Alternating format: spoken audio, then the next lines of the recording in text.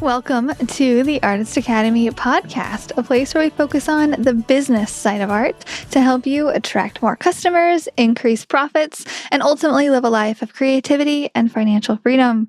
I am your host, Andrea Earhart, and this week's episode is all about our upcoming 31-day challenge, what it is, why you should care, how it can benefit you in so many ways for the upcoming year. Basically, I'm going to try to talk you into doing this because I've seen the magic that can happen with especially new artists who, if you're in your first couple years and you're not quite established yet, it works for all levels. I'm doing it this year, and I know several other established artists that are doing it, but especially those artists who are still trying to figure out your niche and still just trying to get up and going, trying to find that momentum of painting every day.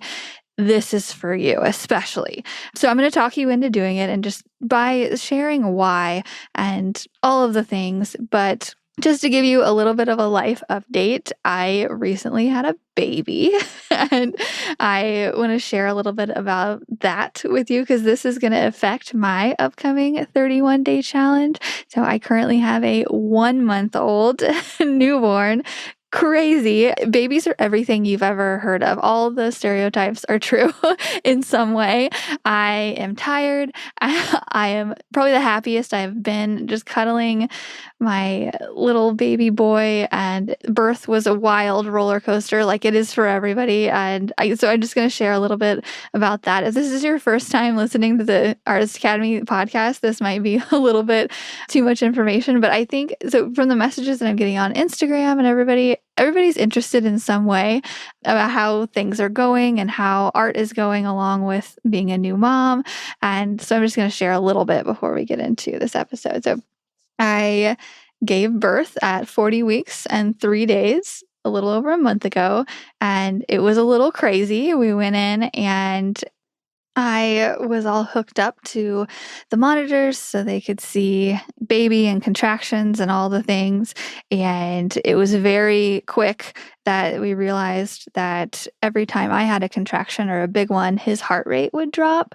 And going in super confident, seeing your baby's heart rate start to drop on the monitor every time my body was trying to prepare to push him out, it was a little unnerving. I remember looking over at my husband and being like, okay, this is kind of a lot. He's like, it's okay, we got this. But my doctors and the nurses were just amazing. And after several hours of this, after trying positions, I was hooked on oxygen. Like we tried all the things, and it was about 3 a.m. at this time. A few hours had passed and they decided to call in the on-call doctor. So like literally waking up a doctor out of sleep and bringing him into the hospital. And I didn't realize what was going on at the time, but as soon as he got there, we had a consultation. He was like, so we don't know if this is gonna work. Since I was only dilated to like a 0.5 centimeter, and they were like, look, if you were almost there, like we'd be like, yeah, let's go natural. But he's like, I've seen this before.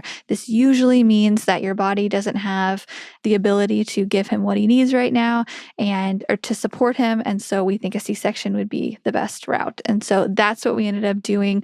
And super weird being just sliced open on a table in front of a lot of people and very unnerving, but it was very quick. The whole procedure took an hour, and by 6, 7 in the morning, so we were only in the hospital for, 8 hours maybe. And yeah, he was born and he's perfectly healthy, 8 pounds, 9 ounces, little bundle of joy. And yeah, it's been just crazy. The first couple days home from the hospital, oh my gosh, hormones are real. Hormones mixed with lack of sleep and all that craziness. I would just like cry randomly, and my husband would look over and be like, "You okay?" I'm like, "Yeah, it's just my hormones, and I think I need to go take a nap." But then after a few days, everything worked out, and now we're over a month in, and I feel very normal and almost back to normal, but a lot more confident. I'm starting to get used to his little cries and what they mean, and it's just so much fun. Really, I spend my day, I let him just like nap on me, and then we just cuddle, and it's just so much fun. Like, I'm really not even interested in getting back to work yet, but I'm gonna do this challenge because I think it would be good for me to get my brain on art at least a couple hours throughout the day and just back to a little bit of normalcy. But really, I am completely content just hanging out at the house with him. The days just fly by. All we do is sleep in increments of 1 to 3 hours maximum. So I'm really just taking naps lately.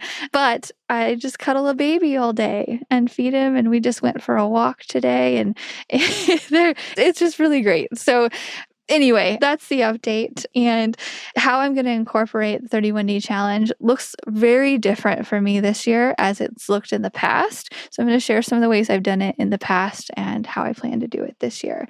But now, what is the 31-day challenge exactly? You're like, okay, like, what am I listening to? And, why should you care? Why should it benefit you? So what is it? 31-day challenge. And these are the rules that I have completely made up that some people follow. Some people break them. Some people do it their own version.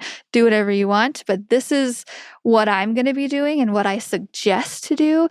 It's 31 paintings in 31 days, or 31 drawings, or 31 photography photos, or 31 sculptures, or whatever you want to do. It doesn't have to be painting, but I'm going to be referring to it as paintings because that's what I do. And so just kind of change that around for whatever you need. 31 paintings in 31 days. Sounds like a lot, right? But you can make this as hard on yourself or as easy on yourself as you want to. Okay. And the first year I did this, I did 31 animal paintings in 31 days. So it took about maybe anywhere from like an hour and a half to 3.5 hours per painting, usually around maybe 2.5 every single night because I would procrastinate. I was not a morning person. I would just carve time instead of watching Netflix or doing whatever. I would just sit down to my easel around 7 o'clock at night. And so from 7 to about 9 p.m., I would paint. And I would paint an animal, and then I would record a time-lapse video as I was painting and post the time-lapse video. And so all of my followers on Instagram and Facebook and all the places could follow along. And what I started noticing was people would start suggesting what animals I should do next. They would be asking which one I was going to be doing that day. They started talking. It made my art a topic of conversation and more memorable because they were following right along with it with me. It gave my social media more attention. And really, that's the game we're all playing, right? How much attention can we get?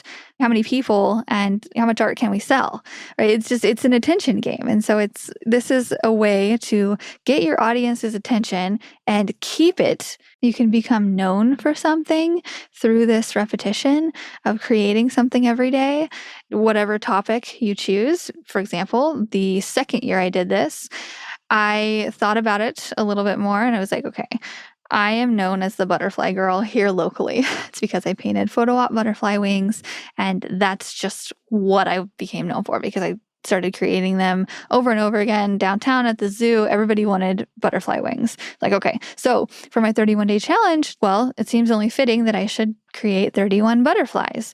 So I decided to also not paint. I broke out some pastels, and every night before bed, I would sit in bed and have my pastel pencils right next to me and a clean piece of paper, and I would draw out a butterfly. And it's how I figured out that I do not like pastel pencils. I would much rather paint them, but it was worth a try. It was an experiment. And by the end of it, I had 31 butterflies that I ended up putting together on one sheet, and I sold them as a collective and individually by the end of it. Plus, it was a really good way for me to travel because I wasn't at home every single day, so I was able to take it with me. And it's not just a whole painting setup. I was just taking a sketch pad and pastels and creating a butterfly every single night. It just made it a little bit more accessible. So if you're in a bind where you're like, I am not going to be home the whole time. Actually, the first year, not to digress, the first year when I did animals, I was also not home. We spent the New Year's in Vegas. So I got my happy butt up the next day after partying in Vegas on December 31st. On January 1st, around 3 p.m., I started my first animal painting. And yeah, I ended up taking a little paint set with me to Vegas. So that is commitment. but yeah, I wanted to get this thing started, but just an idea. And then the third year, I did these glitter rain paintings. And that was based on, my thought process was, I did one painting of a cloud with glitter coming out of it earlier that year, and it was my best-selling painting ever. So I was like, okay, I'm just going to recreate that painting over and over again with different colors, slightly different characteristics, and just kind of play with it, but a mini version every day for 31 days. And that's what I did. I did mini glitter rain, so mini clouds with glitter coming down, and I ended up selling every single one of those. And every day when I posted it, made it for sale on Instagram, and people bought them for $100. So not a crazy profit, but again, they only took me an hour or two to create, not very long at all. And people bought them mostly for their kids, their daughters, in their room to hang in their rooms. And I think from doing it every year, people looked forward to it, and people would ask me, what are you doing this year for the 31-day challenge? And also having it at such a low price point, and also combining it with my most successful painting idea that thus far that year, I found a sweet spot in there where I made it accessible and intriguing, or I had an idea that people liked, and I also priced it at an affordable level that made it attainable for a lot of people who maybe don't want to spend thousands of dollars on a mural or whatnot. And last year, I was feeling burnt out last year. I had just finished my biggest year yet. I had just written a book. I had done so much this past January to where I was like, I don't know what I could do for this. So I decided to do sketches instead of paintings. I thought that doing 31 sketches in 31 days would help just jolt my brain back into creativity mode, since the burnout was very real from just hustling all year. And I ended up creating sketches and just ideas. I tried to get my mind working without actually putting in a ton of work. I spent about an hour on each sketch, just played around with fun, imaginative, surreal ideas, because I think I've used this example before in the past, but if you go to paint something like a flamingo, right, and you paint it once and you paint it realistically, and then you come back to it, say the next day, and you're like, I'm going to try to do this differently. How can I do this differently? Like, well, let me paint 2 flamingos in the shape of a heart or something. And then you come back the next day and like, how can I do this differently? And you just expand your mind each time and say, okay, the third time I'm going to create a flamingo, but I'm going to make the body of it a pink rose and a head coming out of it, make it a little bit more surreal. And then the next day you create it with, say, I'm going to make a flamingo in the snow and make it funny like that. Or, you expand on it every single day as your mind takes the time to really go there, rather than just having a blanket idea the first day. So that's another way that you could use this challenge as a way to expand your creativity, is just take an idea and then expand it over and over again by overthinking it. And one way I go to do this is I'll go on Pinterest and I'll look at what other people are doing and the weird things other people are creating, and I'll take a couple ideas and combine them to make my own. And this is a good idea for everybody who thinks that their creativity brain is broken. I thought that at one point. I was like, just give me something to paint. I'll paint your logo. And that way I don't have to actually think of a cool idea. I still think like that. But doing something like this can help stretch that creativity muscle, because it is a muscle. I think we all get in our own heads, I do, about thinking too literally, not remembering that creativity and artists are really weird, and we can really go there with our ideas. And so if you're a muralist or whoever and you have problems thinking up ideas, like getting inspiration, use this challenge as an inspiration kick in the butt and think of a bunch of ideas and jot them down. That way, when you go to paint them, during January, which is coming up in a few days. And when you go to paint them, you have a whole list of ideas of things to paint, because that's the key to this whole thing is preparing, right? Getting the canvases, getting the ideas. For the first year, I actually sketched out a bunch of different animals on canvases. I just did very small 12-inch by 12-inch canvases, sketched out a bunch of different animals. I think I did at least 20. So that way, on the day when I was busy, because we're all going to be busy, right? We're all booked up. I'm going to be busy taking care of a newborn. You're going to be busy working with all the things that you have planned for the upcoming year. But it takes time to carve away just an hour or 2 or 3 every single night to put towards your own creativity or your own art practice. Or say you're currently at another job and that job just sucks the creative life out of you and you come home and you're just dead. I promise, making yourself go to the easel and start painting. Once you start painting, that's the hardest part, is getting there. Right? Like for me, it is. And so as you keep going, pop in a podcast, pop in an audiobook, start painting, and then you'll be so glad you did. Just like going to the gym. It's so hard to put on the shoes and get out the door. But once you're there, it's not too bad. And same thing with art. And I mention this because I have a lot of artists who come in the Artist Academy who come in and they have good intentions. And they come in and they're like, they watch a couple of videos and they're like, oh, wait, I have to do work. Oh, okay, well, I'll do that next week. And then 3 months go by and they've watched a couple videos in the first week and they haven't touched it.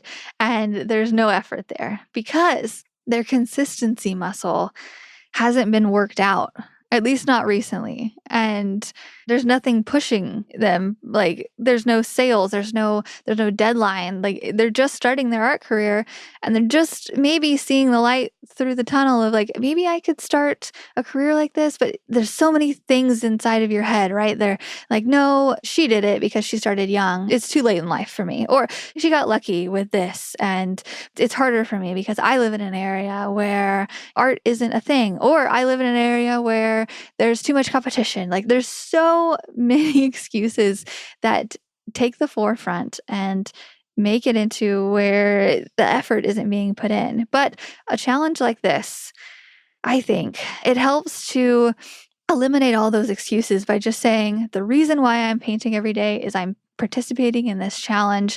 I've made a couple friends within the Artist Academy and they're now my accountability partners and they're expecting me to do it and I'm expecting them to show up, and I'm in the Artist Academy Facebook group and I'm seeing all of the other artists that are doing it, and if they can do it, then I can do it because I know that if I put in the effort, something good will happen. And I just saying that in the back of your head, just take my word for it. Something good will happen. And actually, don't just take my word for it. Ask Tiffany. So I will link Tiffany's Instagram here so you can follow along with hers. But Tiffany is a local artist here. I've kind of taken under my wing here the last year.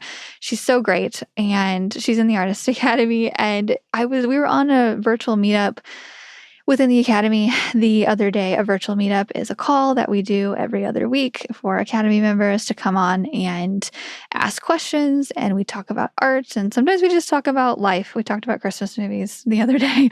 And anyway, we were on there and I was asking everybody what they were going to do for the challenge, and Tiffany was a really great testimonial out of the blue. She goes, last year was my first year doing this, and it really just catapulted her art career from the start of the year, as in it created consistency for her to paint every day, which is the toughest part, right?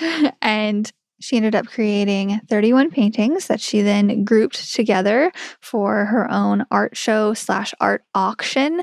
And she auctioned all of them off together at the end of this. So great idea. Instead of selling them one by one every day, you could save them and announce with every post that you're posting every day, with every painting, that they're all going to be auctioned off at the end. So everybody pick their favorites, be ready to bid in the auction. And I've done art auctions before. Great way to sell things, because first off, it's really hard to price your paintings, right? Especially in the beginning. And so having a starting bid and then having people bid on them up and up, it helps. And it also creates competition. Like, I can't say enough good things about an art auction. That's what Tiffany did. She sold a lot of them. I actually bought one of them. I have one hanging in my art studio, and she highly, highly recommended it. And what she's doing this year, just to give you another idea, shout out to Tiffany for all of this.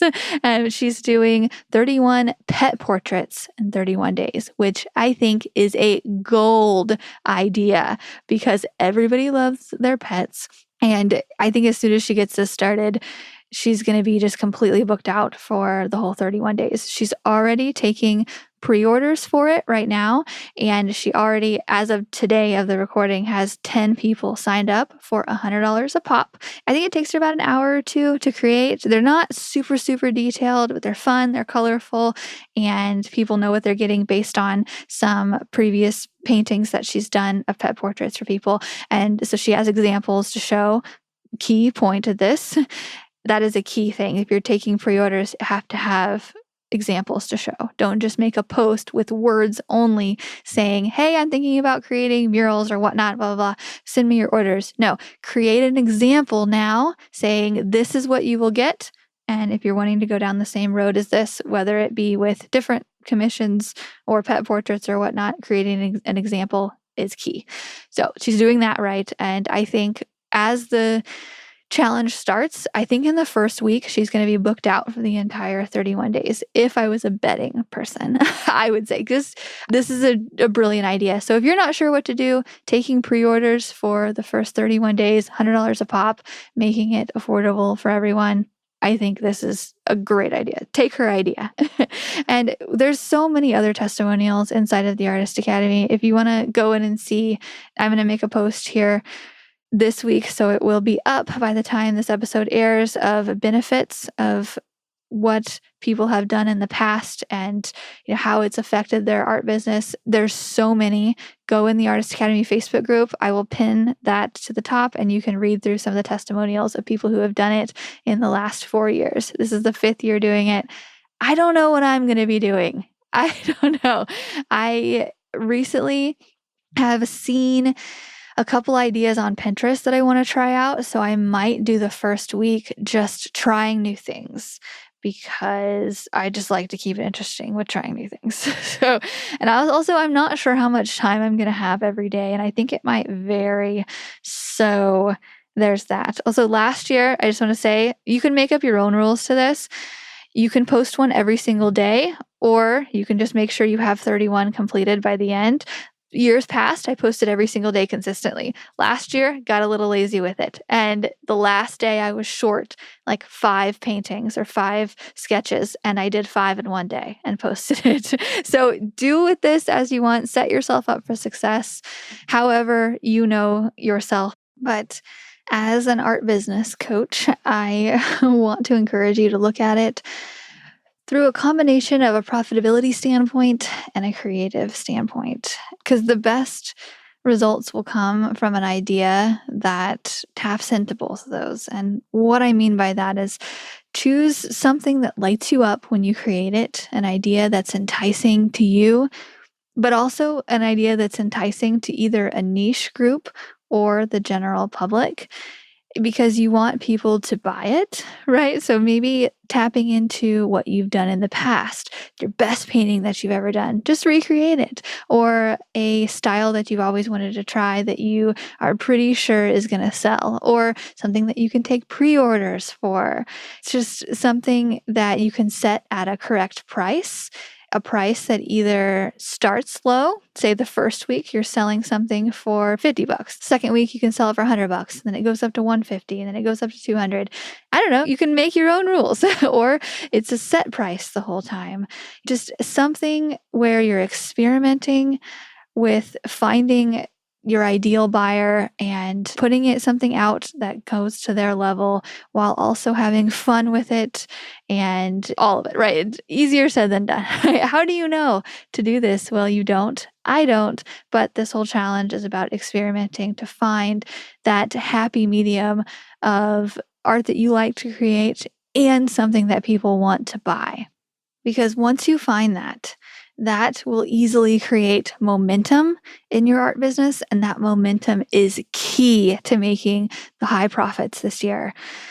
Because once you've made a sale, that one sale, you're like, okay, I'm going to get another one. And then once you get another one, it stacks on top of each other that go just one after another. And you go from selling paintings for this amount, and then you go a little bit higher and a little bit higher. And that momentum goes up and up because you're filling your bank accounts and you're filling your creativity. And it's got to start somewhere. But getting that momentum going is the tough part. Because like I mentioned, people come in the Artist Academy and they look at the content and then they don't do stuff, but because they need that momentum to get started for themselves. And once it gets going, it really gets going. I don't know. There's some kind of science behind it. I guess it's like a ball in motion stays in motion kind of a thing. That's just how it works. I swear, if you're busy, you're posting, and if you're posting on social media, you're getting more business, and then you're getting more from that. And it's got to start somewhere, and let it start this January with this challenge. And let's figure out how to make money during this 2023 profitable year. Oh, I'm so excited. Also, lean on the Artist Academy. I was searching the statistics with accountability groups, and I'm going to quote this website that I found that seems pretty reliable. It's a research studies display that publicly committing your goals to someone gives you a 65% chance of completing them. So putting out that you're doing this challenge on social media, shouting it out, which I suggest we all do right now. It shows people what's coming, and it just gets some accountability going on public. So that it gives you a 65% chance of completing them at least. However, having a specific accountability partner increases that success rate to 95%. So as much as you feel like you'd rather continue on your journey alone, which we all do, hanging out in our studios by ourselves, it's beneficial to have an accountability partner around. And you can have that with the Artist Academy. Find somebody specific, or just use the group in total. Some people are posting in the morning. Some people are morning people. I am an all day, all night person right now.